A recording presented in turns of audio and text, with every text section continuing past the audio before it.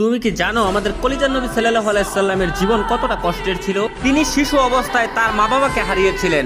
মানুষ তাকে এতিম বলে গালি দিত, তার পবিত্র গালে থাপ্পড় মারত। অসহায় নবীর কান্না ছাড়া আর কোনো পথ ছিল না। নবুয়ত পাওয়ার পর তার আপনজনরাই হয়ে ওঠে তার চিরশত্রু। তাকে পদে পদে হত্যার চেষ্টা করা হয়। মানুষ তার শরীরে ময়লা আবর্জনা ছুঁড়ে মারত, তার রাস্তায় কাটা বিছিয়ে রাখতো। মানুষ তার শরীরে পাথর মারত। মানুষের ছোড়া পাথরে নবী করিম সাল্লাল্লাহু আলাইহি সাল্লামের দাঁত মুবারক শহীদ হয়ে যেত। নিকৃষ্ট পাষাণরা নবীর পবিত্র মুখে থুথু পর্যন্ত ছিটিয়ে দিয়েছিল।